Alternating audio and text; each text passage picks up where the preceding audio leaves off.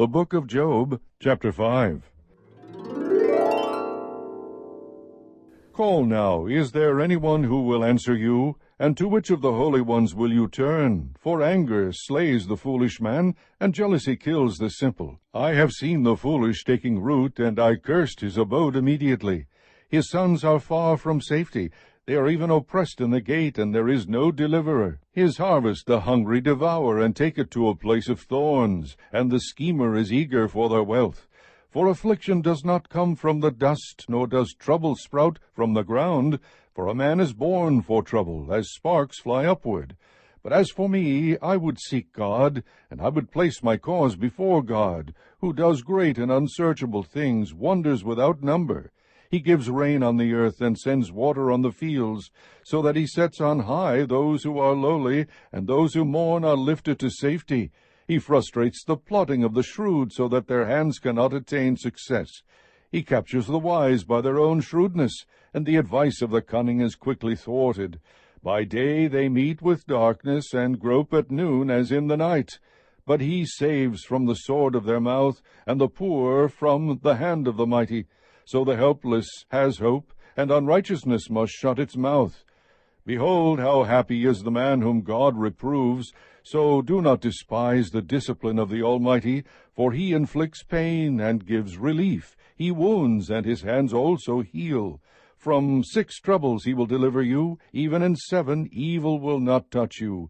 In famine he will redeem you from death, and in war from the power of the sword. You will be hidden from the scourge of the tongue, and you will not be afraid of violence when it comes. You will laugh at violence and famine, and you will not be afraid of wild beasts. For you will be in league with the stones of the field, and the beasts of the field will be at peace with you. You will know that your tent is secure, for you will visit your abode, and fear no loss. You will know also that your descendants will be many, and your offspring as the grass of the earth. You will come to the grave in full vigor, like the stacking of grain in its season. Behold this, we have investigated it, and so it is. Hear it, and know for yourself.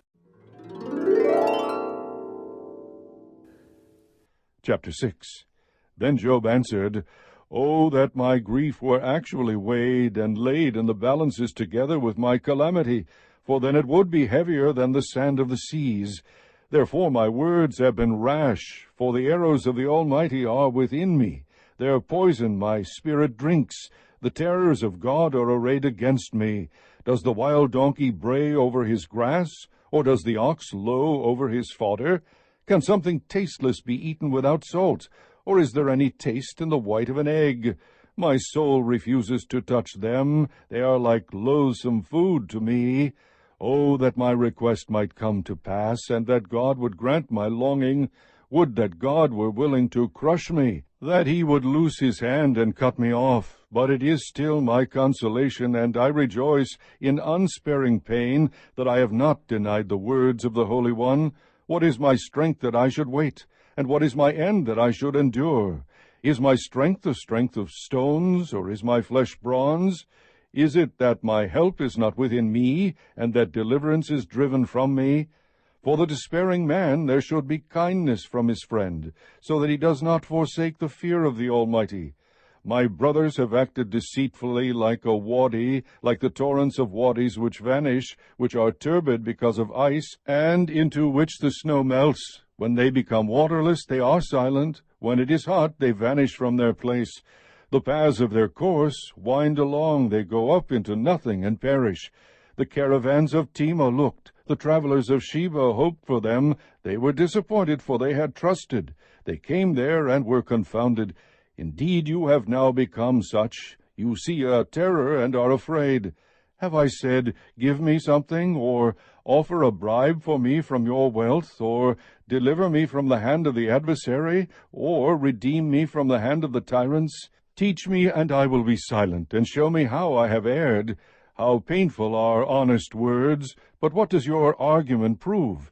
Do you intend to reprove my words, when the words of one in despair belong to the wind? You would even cast lots for the orphans, and barter over your friend. Now please look at me, and see if I lie to your face. Desist now, let there be no injustice. Even desist, my righteousness is yet in it. Is there injustice on my tongue? Cannot my palate discern calamities? Chapter 7.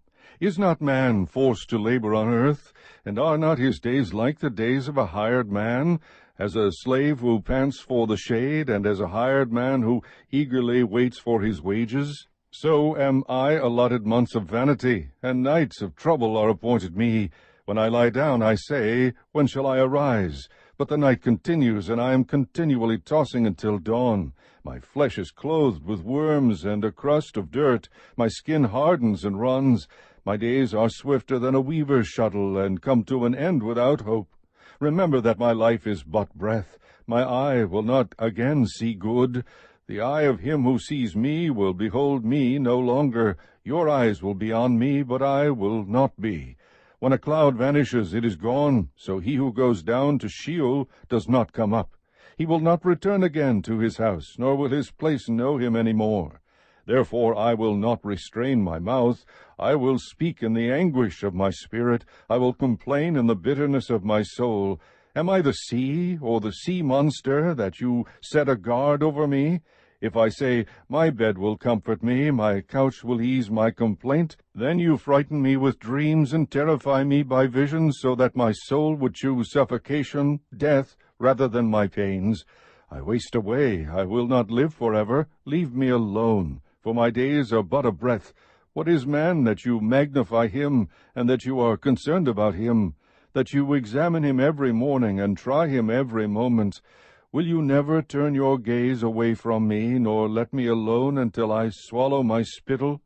Have I sinned? What have I done to you, O watcher of men? Why have you set me as your target, so that I am a burden to myself? Why then do you not pardon my transgression, and take away my iniquity? For now I will lie down in the dust, and you will seek me, but I will not be. Chapter 8. Then Bildad the Shuhite answered, How long will you say these things, and the words of your mouth be a mighty wind? Does God pervert justice, or does the Almighty pervert what is right? If your sons sinned against him, then he delivered them into the power of their transgression. If you would seek God, and implore the compassion of the Almighty, if you are pure and upright, surely now he would rouse himself for you, and restore your righteous estate. Though your beginning was insignificant, yet your end will increase greatly. Please inquire of past generations, and consider the things searched out by their fathers. For we are only of yesterday, and know nothing, because our days on earth are as a shadow. Will they not teach you, and tell you, and bring forth words from their minds? Can the papyrus grow up without a marsh? Can the rushes grow without water?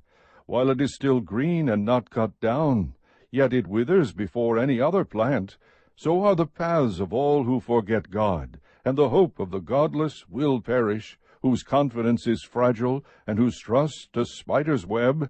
He trusts in his house, but it does not stand. He holds fast to it, but it does not endure. He thrives before the sun, and his shoots spread out over his garden. His roots wrap around a rock pile. He grasps a house of stones. If he is removed from his place, then it will deny him, saying, I never saw you. Behold, this is the joy of his way, and out of the dust others will spring. Lo, God will not reject a man of integrity, nor will he support the evildoers. He will yet fill your mouth with laughter, and your lips with shouting. Those who hate you will be clothed with shame, and the tent of the wicked will be no longer.